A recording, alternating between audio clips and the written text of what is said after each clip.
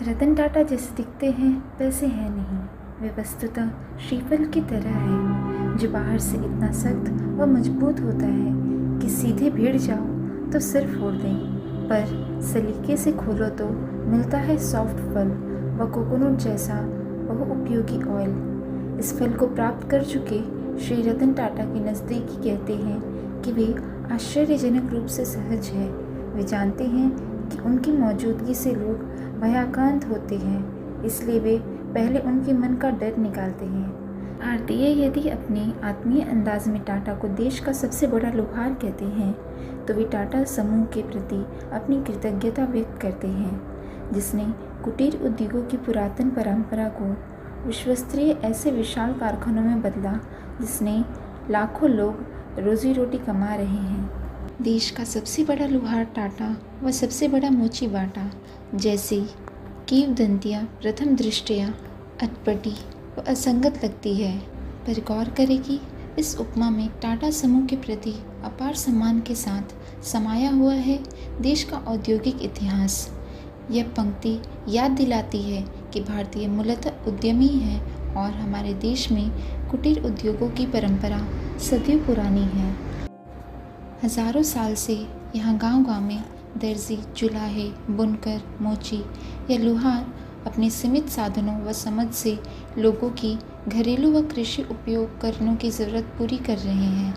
19वीं सदी में जमशेदजी नुसेरवानजी टाटा ने इस परंपरा को बुनियाद बनाकर देश को आधुनिक औद्योगिक दर्शन दिया।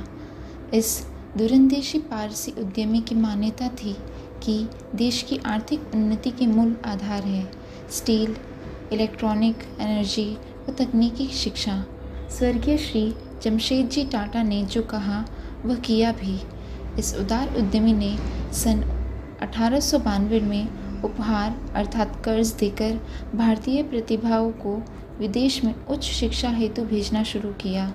टाटा समूह की मदद से ही पूर्व राष्ट्रपति के.आर. नारायण ने लंदन स्कूल ऑफ इकोनॉमिक्स में उच्च शिक्षा प्राप्त की और देश के सर्वोच्च पद पर आसीन होने का गौरव संजोया। सुप्रसिद्ध वैज्ञानिक डॉक्टर राजा रमन्ना व R.A. मलेचकर भी ऐसे ही शख्स थे।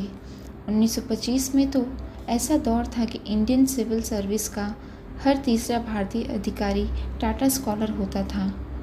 28 फरवरी 1908 को साक्षी का जमशेदपुर व देश के पहले स्टील कारखाने का नया नामकरण हुआ, Tata iron and steel works. Jamshedpur यदि आज उत्तर भारत का आदर्श औद्योगिक शहर है, तो इसका संपूर्ण श्रेय टाटा को है, जो एक जवाबदार कॉरपोरेट के नाते वहाँ कई वर्ष से स्कूल, अस्पताल व अन्य ज़रूरी नागरिक सुविधाएं पर हर साल 1 करोड़ रुपए खर्च कर रहा है। यही नहीं, टिस्को दुनिया में सबसे कम लागत का स्टील उत्पादक है। भारतीय यदि अपने आत्मीय अंदाज में टाटा को देश का सबसे बड़ा लोहार कहते हैं, तो वे टाटा समूह के प्रति अपनी कृतज्ञता व्यक्त करते हैं, जिसने कुटीर उद्योगों की पुरातन परंपरा को विश्वस्तरीय ऐसे विशाल कारखानों में बदला जिसने लाखों लोगों की रोजी रोटी बनाई। इस पृष्ठभूमि में यह सवाल स्वाभाविक है कि देश के सबसे पुराने व सबसे प्रतिष्ठित औद्योगिक समूह पर यह आलेख इस पुस्तक में क्यों, जिसका शीर्षक है शून्य से शिखर। टाटा समूह तो शिखर आरोही तब ही हो गया था जब देश गुलाम था। इस सवाल का सहज जवाब है इस आलेख ने नायक श्री रतन टाटा। यह सही है कि टाटा समूह ने देश में आधुनिक सर्वदेशी उद्योगों की बुनियाद रखी और टाटा ब्रांड नाम को 24 कैरेट शुद्ध सोने जैसी विश्वसनीयता दिलवाई। पर जब रतन टाटा समूह के सूत्रकार बने, तब टाटा समूह के हालात बूढ़े हाथी जैसे थे। सन 51 में श्री रतन टाटा ने समूह के सूत्र संभाले और तभी उदारीकरण व नियंत्रण मुक्ति के साथ तीखी व तीव्र प्रतिस्पर्धा के कॉरपोरेट वर्ल्ड के दरवाजे पर दस्तक दी। श्री रतन टाटा ने विगत 1 दशक में इस चुनौती के लिए समूह को कैसे तैयार किया और 11,000 करोड़ रुपए के टर्नओवर को 61,000 करोड़ रुपए कैसे पहुंचाया, यह मार्केटिंग गुरुओं के लिए एक केस स्टडी है। इसकी एक झलक पेश करने के पहले संक्षेप में टाटा समूह का इतिहास दोहराना प्रासंगिक होगा। 19वीं सदी के मध्य तक अंग्रेज भारत में अपनी संप्रभुता पूरी तरह स्थापित कर चुके थे। 1857 में देश की स्वतंत्रता की पहली लड़ाई का दमन करने के बाद तो उनके कुत्सित इरादे इतने प्रचंड हो गए कि उन्होंने देश की अर्थव्यवस्था का हर संभव दोहन शुरू कर दिया। स्वदेशी उद्यमशीलता लुप्त होने लगी थी और भारतीय फिरंगी उद्योगपति या व्यापारियों के दलाल होकर रह गए थे। भारतीयता विरोधी ऐसे प्रतिकूल माहौल में पारसी परिवार के मुखिया जमशेदजी नुसेरवानजी टाटा ने इस सोच के साथ वाणिज्यिक जगत में प्रवेश किया था। आर्थिक रूप से आत्मनिर्भर नहीं हुए तो आज़ादी के मायने नहीं है। उस समय ऐसा सोच भी अपराध था, पर युग पुरुष वही तो बनते हैं जो दूर की सोचते हैं और बिना डरे उस पर अमल भी शुरू कर देते हैं। पश्चिम में आई औद्योगिक क्रांति का स्वप्न अपने देश के लिए सजाते हुए जमशेदजी टाटा ने सन 1868 में हाउस ऑफ टाटा की स्थापना की। अन्य भारतीयों की तरह उन्होंने ट्रेडिंग तो की, पर साथ ही उद्योग लगाने शुरू किए। टेक्सटाइल मिलों के अलावा जमशेदजी टाटा ने 2 ऐसे क्षेत्रों में प्रवेश किया जो उनके निधन के 100 साल बाद भी उनके दूरंदेशी की जीवित मिसाल बने हुए हैं। ताजमहल होटल मुंबई 100 साल पुराना कर चुका है। कहते हैं कि जमशेदजी टाटा ने इसकी स्थापना फिरंगी संस्थानों पर लगे उनके बोर्ड्स से आहत होकर की थी, जिन पर लिखा होता था, Indians and dogs are not allowed. रंग व नरल के भेद भाव के बिना सब समान रूप से लग्जरी के हकदार। इस सोच के साथ 30 private sweets apartments, 350 double single कमरों, अपने पावर प्लांट से संचालित लाइट, पंखों, बॉल्स, क्लॉक्स व 4 पैसेंजर लिफ्ट के साथ ताज मुंबई ने जन्म लिया था। ताज मुंबई ही नहीं, देश के इतिहास का भी साक्षी है, जिसे प्रथम विश्व युद्ध में समय अंग्रेजों ने अस्थायी रूप से 600 बेड्स के अस्पताल में बदल दिया था। ताज होटल श्रृंखला की संचालक इंडियन होटल्स आज देश की सबसे बड़ी आतिथ्य सत्कार कंपनी है, जिसके देश में 34 स्थानों पर 50 होटल है, तो मालदीव, इंग्लैंड, नेपाल, श्रीलंका, मध्य पूर्व में 1 दर्जन भव्य प्रॉपर्टीज़। जमशेद जी की देश को दूसरी सबसे बड़ी सौगात है। पहला स्वदेशी स्टील कारखाना 60 वर्ष की उम्र में sir G N Tata Europe से स्टील मेकिंग तकनीक लाए और जमशेदपुर में टिस्को का जन्म हुआ। टिस्को ने अच्छे बुरे दिन देखे, पर हमेशा टाटा समूह की आय का मुख्य स्रोत बना रहा। यही नहीं, 8 घंटे कार्य प्रणाली, निःशुल्क चिकित्सा सुविधा, सवेतन अवकाश, भविष्य निधि योजना या ग्रेच्युइटी जैसी कार्मिक कल्याणकारी नीतियाँ टिस्को ने 1910 से 1920 में लागू कर दी थी, जबकि सरकार ने इनके लिए कानून सन 1948 के बाद बनाने शुरू किए। इसका श्रेय जमशेदजी टाटा के उस मानवीय सोच को है, जिसका सूत्र था, जो कमाओ वह समाज को लौटाओ। इसका प्रमाण है बेंगलोर में स्थापित इंडियन इंस्टीट्यूट ऑफ साइंस, जिसके लिए जमशेदजी टाटा ने लॉर्ड कर्जन से लंबी लड़ाई लड़ी और अपनी आधी निजी संपदा त्याग दी। टाटा समूह के एक वरिष्ठ एग्जीक्यूटिव टी.आर. डुगांजी सही कहते हैं, भारतीय उद्योगों के लिए बापू अर्थात महात्मा थे जमशेद जी।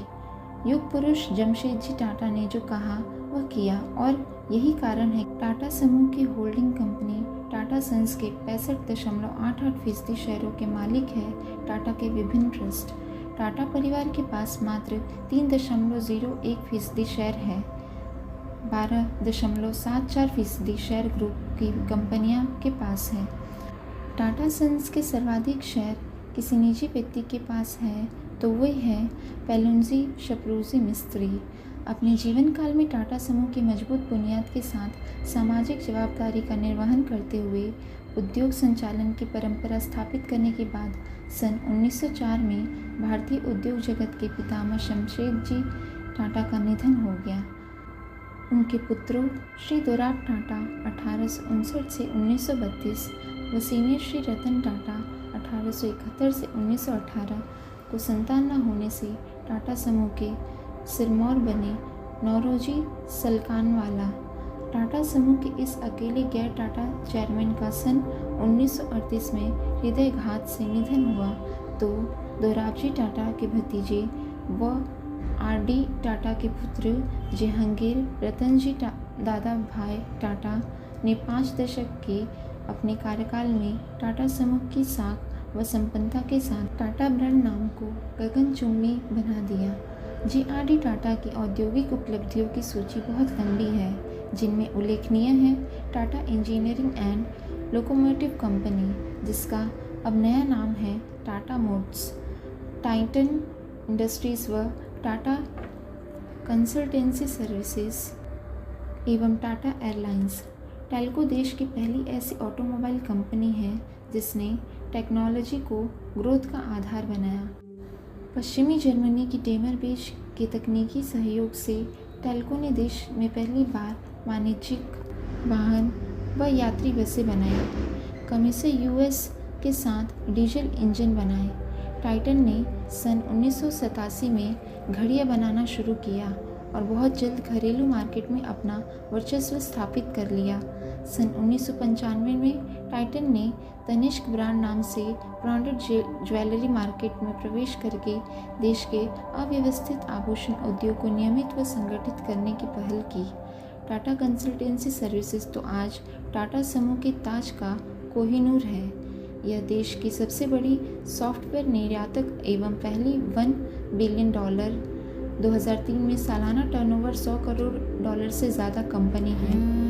टीसीएस की टाटा सन्स की आय में आज सर्वाधिक हिस्सेदारी है। 29 नवंबर 1993 में जेनेवा में जे.आर.डी. टाटा का 79 वर्ष की उम्र में निधन हुआ, पर सन 1991 में ही वे टाटा समूह के बागडोर अपने 94 वर्षीय भतीजे श्री रतन टाटा को सौंप चुके थे। उस समय समूह का टर्नओवर था 10,627 करोड़ रुपए, जिसमें टाटा समूह की प्रमुख कंपनियों Telco, TISCO, Voltas, Tata power, Rallis India, Tata chemicals, Tata T, TCS, Titan industries, Indian hotels व टाटा टेलीकॉम की हिस्सेदारी थी 7,504 करोड़ रुपए। हालांकि टाटा समूह 80 से ज़्यादा कंपनियों का संचालन कर रहा था। युग पुरुष जे.आर.डी. टाटा रतन टाटा के लिए जो अधूरा काम छोड़ गए थे वह था समूह का बदलते दौर में पुनर्गठन। श्री रतन टाटा का राज्याभिषेक हुआ ही था कि नियंत्रण मुक्ति व आर्थिक सुधार कार्यक्रमों की शुरुआत हुई। सारे मार्केट सबके लिए खुलने लगे, यानी प्रतिस्पर्धा की वह प्रचंड आंधी आई, जिस पर प्रतिबंध का लाभ लेकर ही टाटा बिरला देश के औद्योगिक जगत के सिरमौर बने थे। दूसरे शब्दों में जो स्थिति जे.आर.डी. टाटा के समय अनुकूल थी, वही श्री रतन टाटा को विरासत में पूरी तरह प्रतिकूल होकर मिली। जे.आर.डी. टाटा के युग में टाटा समूह की कंपनियों के सूत्रधारों को अपार आज़ादी मिली हुई थी। वे कंपनियों का संचालन ऐसे करते थे मानो मैनेजर नहीं मालिक हो। श्री रतन टाटा के ही शब्दों में कहें तो समूह की कंपनियां नए बिजनेस में खुद ही प्रवेश ले लेती थी जिसे वे उपयुक्त मानती थी।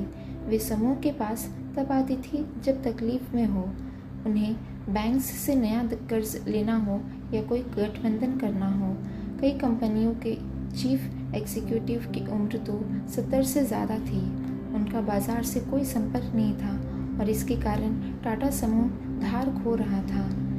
कई कंपनियों के लचीले संघ को एक ग्रुप में बांधने की श्री रतन टाटा ने जब कोशिश शुरू की तो उनका सबसे पहले टिस्को के श्री रूसी मोदी ने विरोध किया।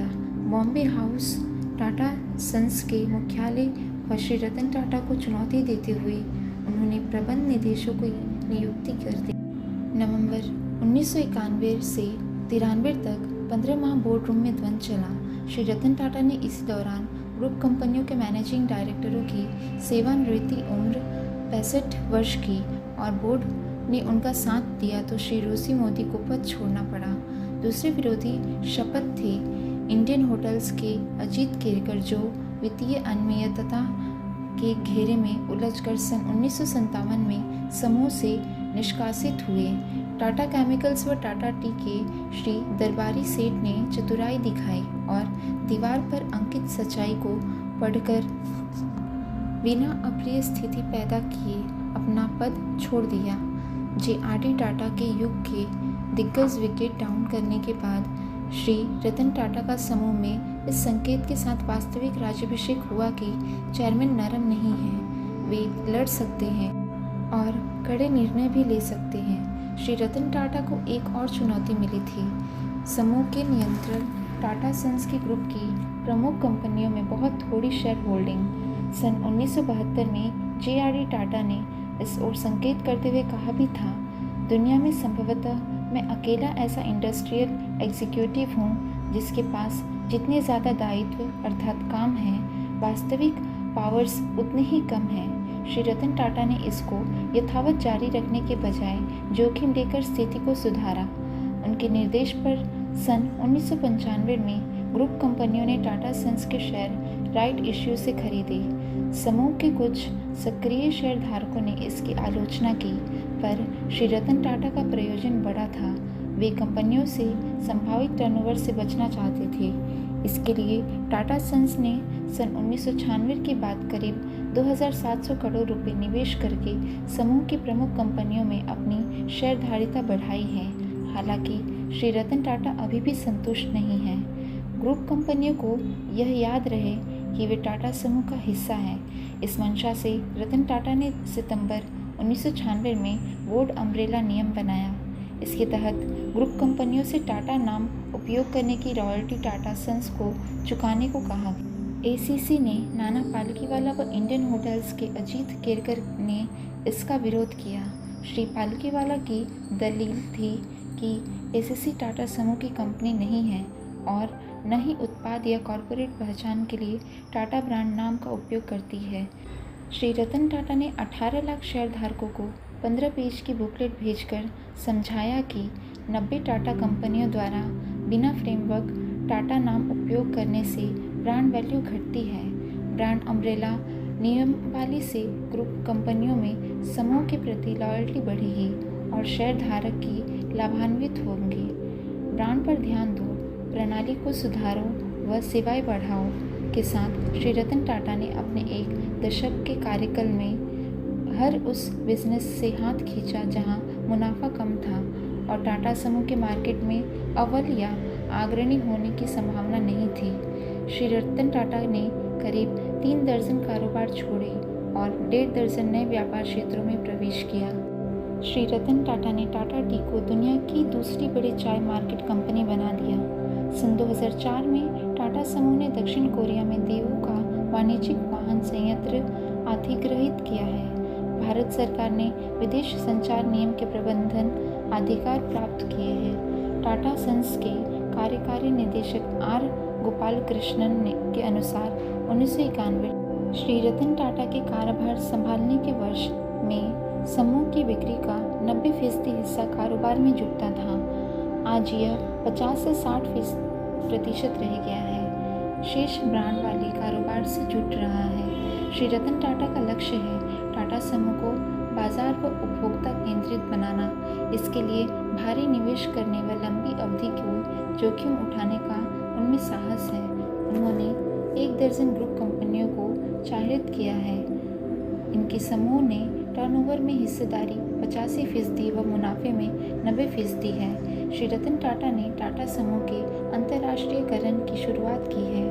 टाटा स्टाफ को नववर्ष 2004 शुभकामना संदेश भेजते हुए श्री रतन टाटा ने कहा है, हमें अपने उत्पादों की गुणवत्ता व सेवा के स्तर को और बेहतर बनाना चाहिए, प्रोएक्टिव हो जाना चाहिए। श्री रतन टाटा की टीम इन पर पूरा फोकस कर रही है। सरकारी विभागों की तरह टाटा समूह में पुरानी परंपरा चलता है, अब क्षम्य नहीं। रतन टाटा किसी भी अंतर्मुखी व्यक्तित्व को समझना टेढ़ी खीर है। ऐसे व्यक्ति यदि एकांतजीवी और लो प्रोफाइल भी है तो यह काम और भी कठिन हो जाता है।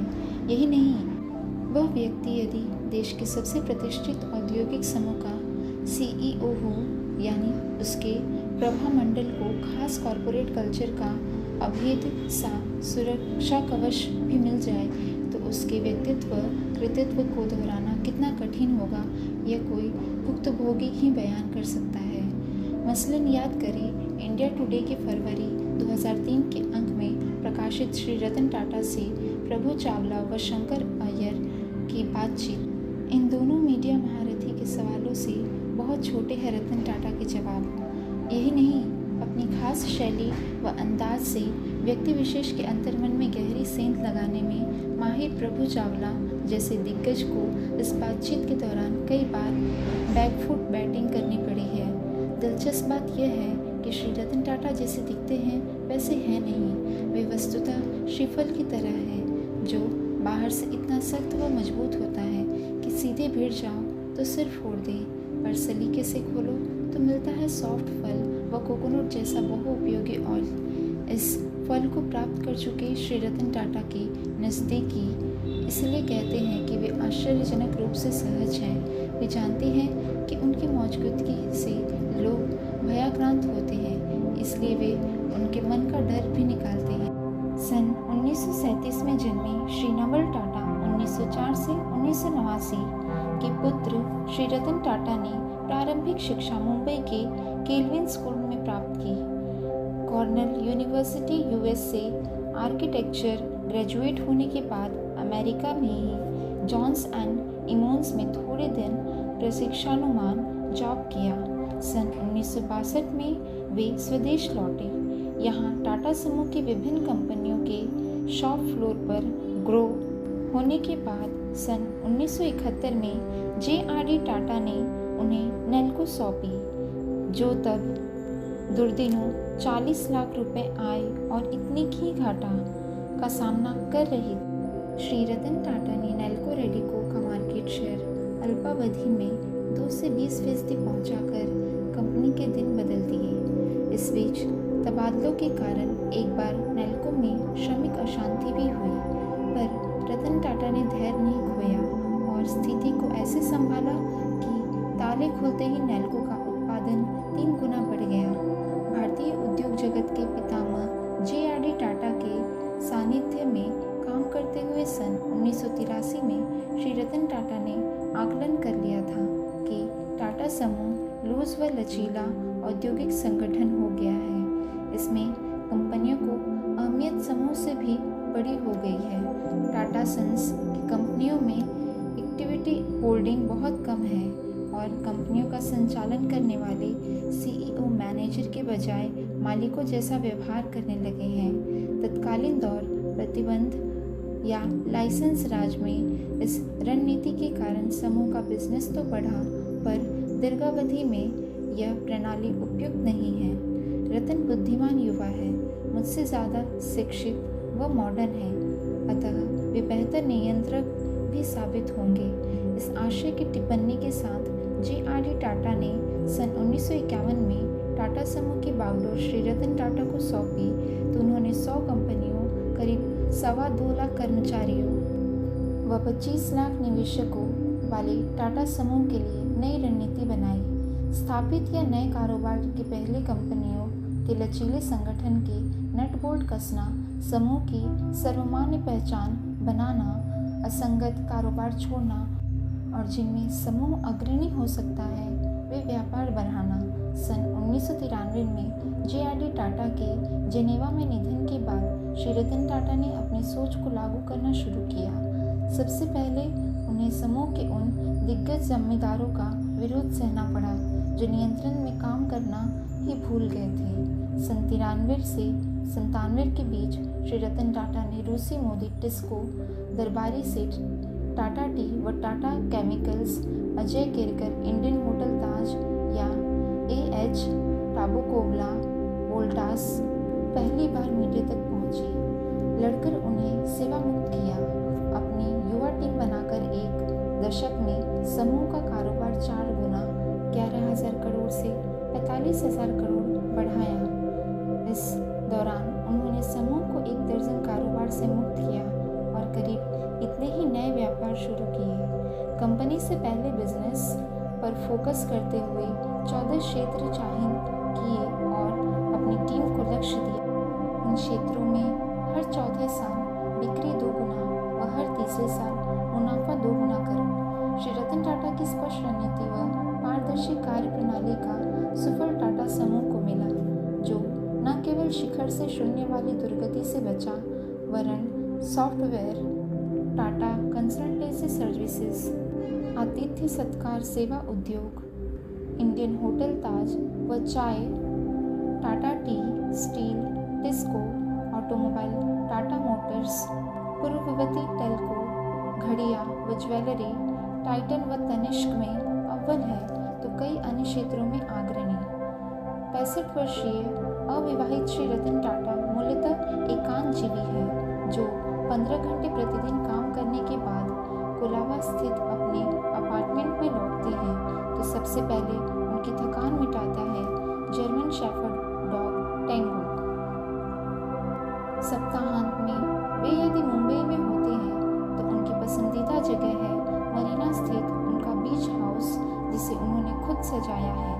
यूएस क्लब में चहलकदमी एवं ताज में लंच जिसके शेफ हो एक शिकायत है कि उनका यह अतिथि ऑनर कभी अपनी पसंद नहीं बताता। उसे केवल इतना पता है कि श्री रतन टाटा को तीखा भोजन नापसंद है। कॉरपोरेट पार्टी से सामान्यतः बचने वाले श्री रतन टाटा यदि किसी आयोजन में पहुंच जाते हैं तो मेज़बान विशेष के लिए उनका आगमन एक यादगार घटना बन जाता है। JRD की तरह विमान उड़ाने के शौकीन श्री रतन टाटा ने फ्लाइंग क्लब बॉम्बे में हवाई जहाज़ उड़ाना सीखते समय विमानों की खित धुलाई भी की है। एमरी 902 हेलीकॉप्टर व 2 फॉल्कन जेट्स के मालिक श्री रतन टाटा ने फ्रांस में सिमुलेटरों पर अभ्यास करने के बाद ही फॉल्कन को उड़ाया। Falcon 2000 pilot lines सधारी Shri Ratan Tata आज औसतन सालाना 50 घंटे मुक्त आकाश में उड़ानें भरते हैं। सड़क पर उनकी पसंद है मर्सिडीज बेंज या नीली इंडिका। जो गड़बड़ करे या ड्राइविंग का मूड न हो तो श्री रतन टाटा मुंबई की काली पीली टैक्सी में भी बैठ जाते हैं। कहते हैं कि ऐसे ही एक हरकत करते हुए एक बार वे बुरे फंसे थे। यात्रा समाप्त होने पर टैक्सी ड्राइवर को देने के लिए उनकी जेब में पैसे नहीं थे। ड्राइवर ने उन्हें पहचान लिया। वह मुस्कुराया और कहते हुए चल दिया, सर इसे लिफ्ट मान ले।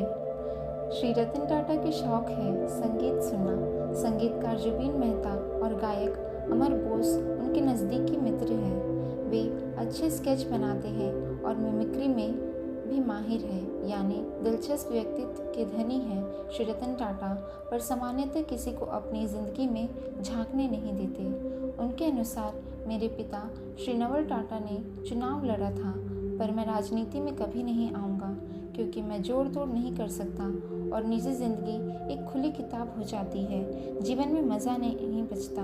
भारतीय समूह के चेयरमैन सुनील भारती मित्तल सही कहते हैं, श्री रतन टाटा में जो गंभीरता व निष्ठा है वह उनके शब्दों और कर्मों में झलकती है। वे सुझाव मानते हैं पर समझौता नहीं करते। टेल्को में श्रमिकों ने काम बंद किया। टाटा समूह पर उल्फा उग्रवादियों को मदद देने का आरोप लगाया। टाटा सिंगापुर एयरलाइंस के करार पर सरकार ने अड़ंगा लगाया अथवा BSNL में निवेश पर सवाल उठे, पर श्री रतन टाटा अपनी बात पर अड़े रहे। इंडियन होटल्स को एक होटल ताज मुंबई से देश की सबसे बड़ी होटल श्रृंखला का मालिक बना देने वाले अजीत केरकर पर वित्तीय अनियमितता पर आरोप लगा तो 10 मिनट में श्री रतन टाटा ने उसका हिसाब कर दिया। जॉब ग्रुप के प्रति प्रतिबद्धता के कट्टर पक्षधर श्री रतन टाटा ने अपने मित्र दिलीप पेंडसे के विरुद्ध वित्तीय अनियमितता के आरोप लगने पर समूह से उन्हें निष्कासित करने व उनके विरुद्ध मुकदमा दायर करने में भी विलंब नहीं किया। महिंद्रा एंड महिंद्रा के वाइस चेयरमैन आनंद महिंद्रा ने शायद इसलिए कहा है, रतन भीषण प्रतिद्वंदी है पर उनकी आक्रामकता में भी एक सौम्यता है। HDFC के चेयरमैन दीपक पारेख के अनुसार रतन टाटा ने JRD की उम्मीदों को पूरा किया है। हालांकि उनके आदर्शों पर चलना आसान नहीं था। इंडिया टुडे के प्रभु चावला व शंकर अय्यर से बातचीत करते हुए श्री रतन टाटा ने शायद पहली बार अपना अंतर्मन खोला था और बोले थे, टाटा मैदान छोड़कर भागते नहीं हैं। मुझे इस बात का पछतावा है कि समूह में बदलाव का विरोध हुआ और मुझे बाधाओं को पार करना पड़ा।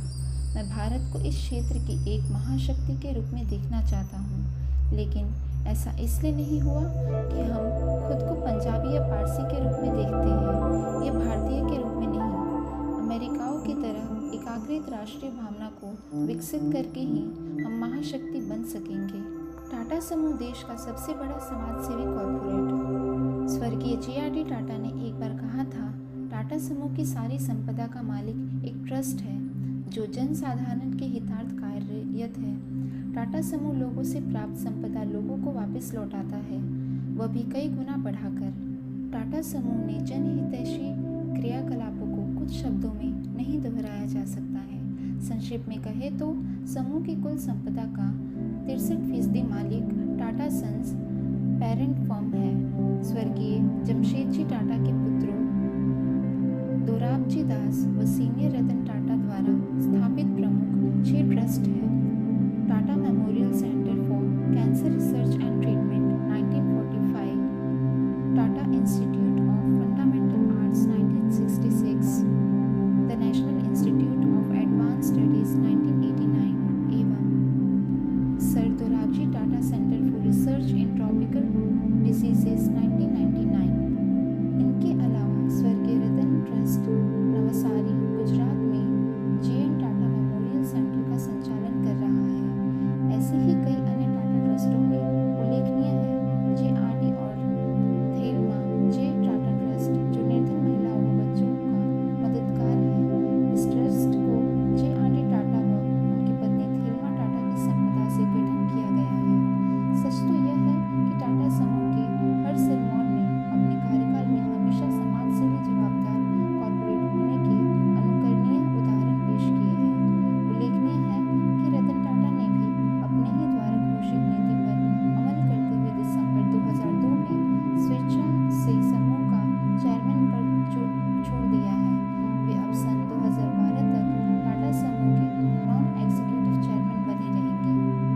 भारत का कोहिनूर टाटा, टाटा का कोहिनूर इंडिका। जे.आर.डी. टाटा के निर्धन वर्ष 1993 से 2003 के 10 सालों में टाटा समूह के चेयरमैन श्री रतन टाटा ने समूह को समय के साथ कदमताल करने हेतु पुनर्गठित किया। इन सालों में टाटा सन्स के लिए टाटा कंसल्टेंसी सर्विसेज दुधारू गाय बनी। टीसीएस ने देश की पहली $1 बिलियन सॉफ्टवेयर कंपनी होने का गौरव जुटाया और सबसे बड़ी सॉफ्टवेयर निर्यातक बनी। टीसीएस ने सीएमसी को भी खरीदा और टाटा टी को दुनिया की सबसे बड़ी चाय मार्केट कंपनी बनाया। विदेशी संचार निगम की 25% सरकारी इक्विटी खरीदकर इंटरनेशनल लॉन्ग डिस्टेंस सेवा मार्केट में एकाधिकार प्राप्त किया। श्री रतन टाटा की इन सबसे बड़ी उपलब्धियां कहे कि स्वर्ण पूर्ति है। भारतीय इंजीनियरिंग कौशल से वर्ल्ड क्लास विदेशी कार इंडिका बनाना व उस देश विदेश के मार्केट में देश की शान व टाटा का सम्मान बनाना। सन 1993 में श्री रतन टाटा ने जब घोषणा की थी कि टेल को ऐसी कार बनाएगी जिसका मूल्य मारुति 800 के आसपास होगा और जिसका यात्री क्षमता एम्बेसडर जैसी होगी, तब किसी ने उनको गंभीरता से नहीं लिया था। ये संदेश स्वाभाविक था कि रफ टफ ट्रक बनाने वाली टाटा मोटर्स नाजुक कार बना सकती है और उसे दुनिया से सबसे प्रतिस्पर्धी मार्केटों में बेच सकती है। इसके विपरीत श्री रतन टाटा के पास थे आत्मविश्वास और टाटा टेक्नोक्रेट्स की कुशलता। 5 साल बाद दिसंबर 98 में टाटा मोटर्स ने इंडिका लॉन्च की। मारुति जेन जैसा लुक, एम्बेसडर जैसी स्पेस व मारुति 800 जैसे मूल्य के कारण ग्राहकों ने इंडिया का भव्य स्वागत 7 दिन में 1.15 लाख यानी हर 5वें सेकंड में एक इंडिका की बुकिंग किया। यह स्वप्न पूरी तरह साकार भी नहीं हुआ था कि इंडिका के प्रारंभिक ग्राहकों ने मैन्युफैक्चरिंग त्रुटियों की शिकायतें शुरू कर दी। टेल्को की टीम हतप्रभ रह गई, पर श्री रतन टाटा ने धैर्य नहीं खोया। उन्होंने अपनी R&D टीम को एक बार फिर कमर कसने को कहा। भूल सुधार के बाद इंडिका आई तो अपने सेगमेंट की लोकप्रिय कार बन गई। फरवरी 2001 में इंडिका V2 वर्जन लॉन्च हुआ, जिसने देश ही नहीं दुनिया में ऑटो उद्योग को दिखा दिया कि भारतीय भी किसी से कम नहीं है। भारत से कारें तो पहले भी निर्यात हो रही थी, पर उन्हें यहाँ विदेशी बहुराष्ट्रीय कंपनियाँ बनाती थी। इंडिका पहली ऐसी कार है जिसे एक भारतीय बहुराष्ट्रीय कंपनी ने बनाया है। टाटा मोटर्स ने इसे एमजी रोवर यूके के सहयोग से इंग्लैंड में सिटी रोवर के नाम से लॉन्च किया।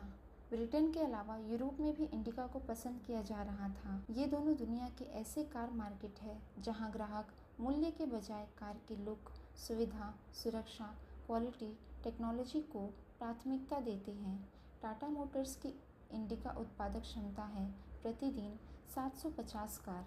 सन 2005 में कंपनी इसका नया वर्जन लॉन्च करेगी जो यूरो 3 मापदंड पूरे करेगा।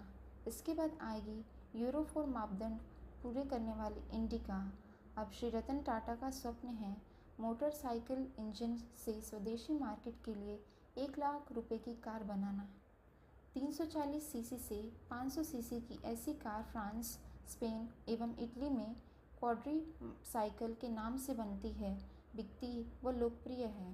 टाटा मोटर्स की मंशा है कि इसे किट फॉर्म में बेचा जाए और लोकल मैकेनिक इसकी असेंबलिंग करे। टाटा आधुनिक भारत का कोहिनूर है। इस कथन को सारी दुनिया में इंडिका पेश करके श्री रतन टाटा ने साबित किया है। इस पूरे प्रोजेक्ट का सबसे उल्लेखनीय पहल यह है कि टाटा के टेक्नोक्रेट्स ने करीब 1700 करोड़ रुपए और 2.5 साल इंडिका बनाने में खर्च किए, जबकि नई कार विकसित करने का विश्व औसत है $3 बिलियन, 12,000 करोड़ रुपए का खर्च व 4 साल का समय। तदनुसार टाटा समूह ने दुनिया के ऑटो उद्योग के लिए विश्व रिकॉर्ड बनाया है। कहते हैं कि इसके लिए टाटा मोटर्स ने वेंडर्स को अपना भागीदार बनाया था और मैन्युफैक्चरिंग प्लांट स्थापित करने में भारी मितव्ययिता अपनाई। निशान के ऑस्ट्रेलिया प्लांट से मात्र 90 करोड़ रुपए में असेंबली लाइन खरीद गई और उसे चिकली में पुनः स्थापित किया। ऐसी नई असेंबली लाइन ली जाती तो खर्च होता 400 करोड़ रुपए। इसी तरह इंडिका के 3 प्रोसेस में से एक नया है व 2 मर्सिडीज बेंज के पुराने खरीदार ज़रूरत के अनुसार बदल गए हैं। Spot welding, sealant application, loading व अनलोडिंग करने वाले रोबोट्स बेसिक अवस्था में विदेशी से मंगवाए गए।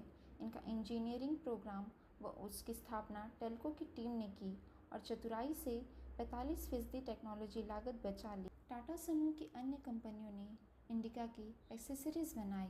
इंडिका 98% स्वदेशी कॉर्पोरेट से बनी हुई पूरी तरह भारतीय कार है। फरीदाबाद, चेन्नई, पुणे, दिल्ली, शिमला, मुंबई, बड़ौदा, कोयम्बटूर व गुड़गांव के ऑटो कंपोनेंट्स निर्माताओं को टेल्को की टेक्नोक्रेट टीम ने कैसे तैयार किया, प्रशिक्षित